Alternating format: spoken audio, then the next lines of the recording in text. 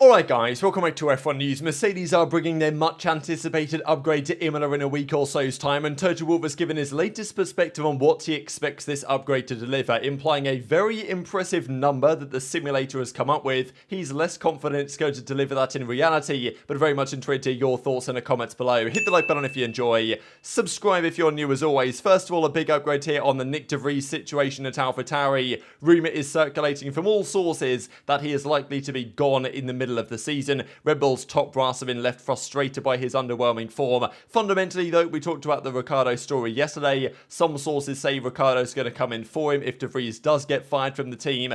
I would expect Liam Lawson to come in. Fundamentally, with AlphaTauri underperforming as a team, they are basically for Red Bull the breeding ground for Red Bull's next number 2 driver over Max Verstappen. So, is Ricciardo going to be that guy, or does it make more sense to put Liam Lawson in the car, probably the star of their junior program over the last couple of years? So he's understood to be the first choice of Red Bull if they do want to make a change, and all signs are pointing towards that probably being the case at some point this season. Also, drama emerging at Alpine.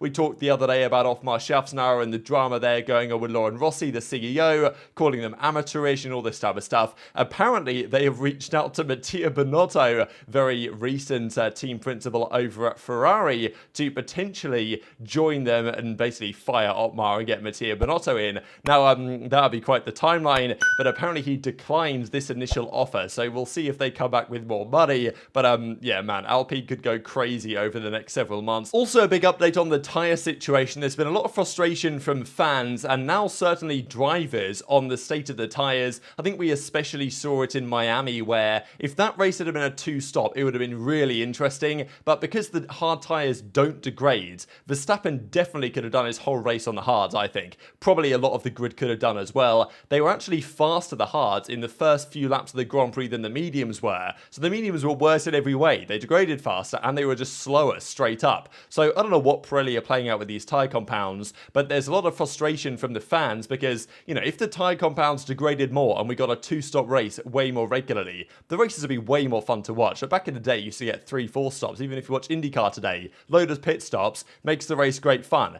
Now, as George Russell says, the GP, the Grand Prix Drivers Association's director, Mr. George Russell, says we need tyres with which we are able to opt for more stops in the race and for each driver to have different opportunities, because there's so much management that goes on in these races. No one wants to make a pass. Nobody wants to defend from a faster car because they know that if they try to, they're going to heat up their tyres, they're going to cause extra wear, and yeah, I think it's just pretty frustrating to watch at times. And even Grosjean has been talking about the wet tyres. We know last year Sebastian Vettel had a few words to say for the wet tyres, saying they're basically useless, and we saw that right in, I think it was Suzuka, when it was pouring down with rain, and after the first time everyone pit for Inters, and they were faster even on a completely wet track. So I don't think Pirelli's been doing a particularly spectacular job, and they are set to introduce a brand new specification of tyres at the British Grand Prix to deal with basically the higher than expected loads at Silverstone and just the cars being quicker this year. Those new spec tyres will be kept on for the rest of the season, and I think they're going to have a quick test at the end of the Spanish Grand Prix, the 9th Grand Prix of the season,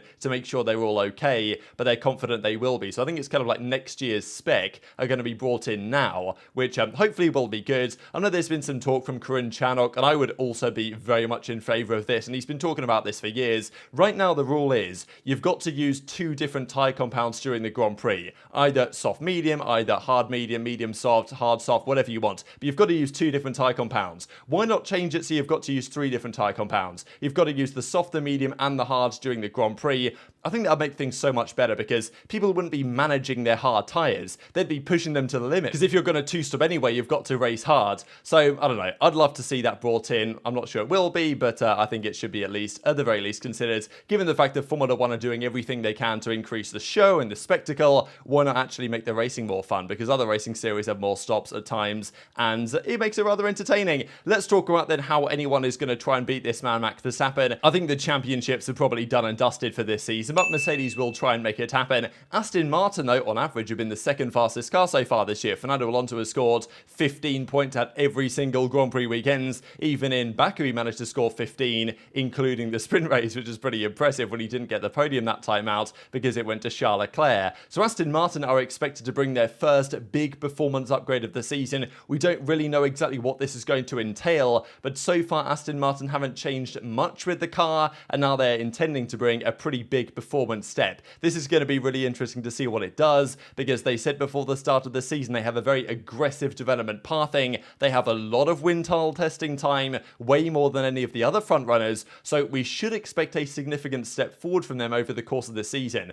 They know that they're not going to win the championship, so they will look to put their eggs in the 2024 basket when they can, but there is a fight for them for P2 in the Constructors. And there's also a fight for them to try and get Fernando Alonso a race victory, which they will most definitely try and do. They've also improved the efficiency of their DRS over the last few races. They were pretty much on par with Red Bull in terms of speed gained from the DRS activation in Miami, which was very impressive, and Mercedes are going to do something similar in a few races' time, but before then, they are bringing, as Michael Schmidt from AMUS says, half a new car. So ideally, they would bring a whole new car. This is why I don't think technically it's a B spec, even though I think Mercedes might refer to it as such, because it is a completely different concept. But if they had infinite money, as they used to, then they would bring, you know, probably new rear suspension and new everything. But they're bringing a new floor, new side pods, and new front suspension. Whether the side pods, because there's been some debate whether the side pods are coming now or further down the line. Maybe they're going to come at Imola after all. That's certainly what Michael Schmidt reckons is going to be the case. And he says the following: half a new car's arriving. I think Mercedes are simply making a fresh start now because they feel like they've lost their way with this car. They've tried everything and nothing has worked. I think what Mercedes did is they fixed the porpoising right,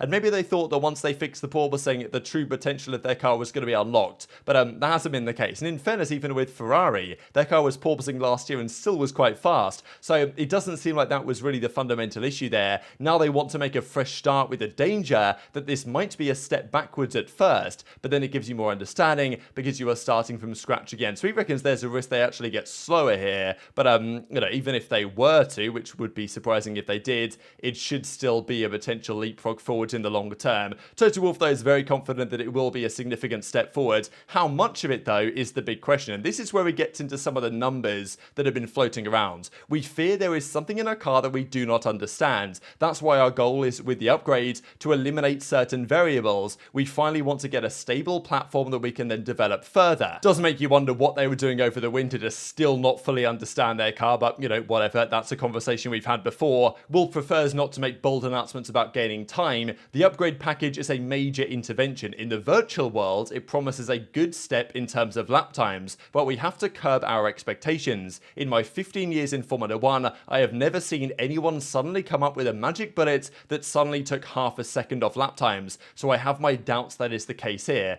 Read between the lines a little bit here, right? So he says, in the virtual world, in the simulator, it promises a good step. And then he says, I've never seen anyone come up with half a second, so I doubt that's what we're going to be able to do. So, you know, put the two parts together, basically what he's saying is, at least you can read it this way, that in the simulator, they're gaining half a second. But in reality, understandably, he's less confident they'll be able to do so because nobody has, you know, really achieved that in Formula 1 with an upgrade that's brought quite that advantage. And also when you first bring the upgrade, you don't fully understand it. How do you set up your car with that upgrade? You know, maybe it is a half a second upgrade, but maybe they can only get 2/10 of that, 3/10 of that in Imola because, you know, they need to understand how to execute it. Same with Red Bull in Baku, I think. They reckon they only unlocked about 1/10 of a second from the 3/10 of a second they expected their upgrade to bring, and then it did bring such performance upgrades in Miami once they understood it further. But interesting from Toto Wolff, right, mentioning the half a second number, or even when you've got George Russell a few weeks ago saying that, yeah, they found way more in the wind tunnel than they have over the entirety of the winter break.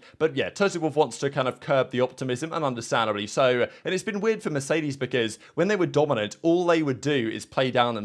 And, oh, no, we're not going to be too fast. The other teams are going to be super competitive. This upgrade isn't going to do much, all this type of stuff. And then it would do quite a lot. Whereas since they've been struggling, a lot of the talk from Mercedes has been, oh, yeah, you know, we're back in business. It's going to be a big change and all this stuff. But and now Toto Wolff is back in the kind of, oh, yeah, there's nothing too much going to change, guys, mode, which makes you wonder whether it's actually going to be rather good when you look at, you know, the way things have gone in the past. And Toto Wolff also goes on to say, we know how to convert the car. We'll see relatively quickly whether the result matches the simulations, which is, as I say, potentially half a second, but I wouldn't expect them to achieve that in Imola. We have 3 races in a row to learn and to understand. That is Imola, Monaco, Spain, and then a little break for analysis, and then we decide what upgrades to bring. And the final part of this I thought was interesting as well. He goes on to say the direct comparison test of old versus new would be of no use. The package is simply too big for that, saying that basically the B version will be used on both cars. They're not going to go out there with, you know, Russell on the old spec, Hamilton on the new spec to compare. He's like, there's no point. The packages are too different. They've got to just go out with both cars, and obviously in full confidence that it's going to be a significant step forward. So intrigued to your thoughts on that in the comment section below. Just to close out here with one more interesting thing from Red Bull. Rumours emerging also from Michael Schmidt that Red Bull were the team. Now, if this is the case, this is very strange in a way, because Red Bull publicly have been the team that have been most against the sprint format.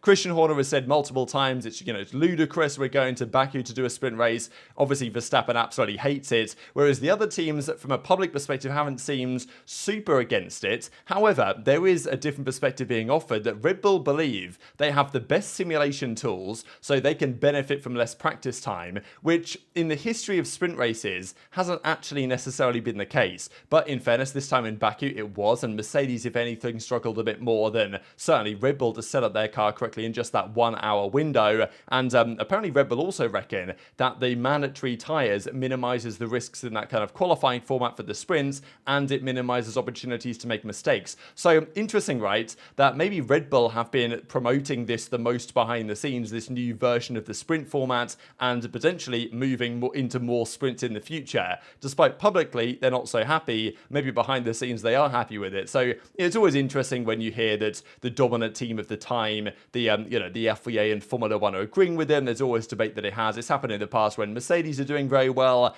and it turns out that Mercedes campaign for one thing that then happens, and you think, oh, why are they listening to the best team type thing? I don't necessarily think that's what Formula One are in for here. They're more in for the show. They don't really care too much who supports it and who doesn't. But if Red Bull are going to get even better with this, at least they believe they will, then, obviously they're going to dominate the championship even more than they already are. But very much intrigued to hear your thoughts in the comment section below. Hit the like button if you enjoyed. Subscribe if you're new. Take care, and I'll see you next time.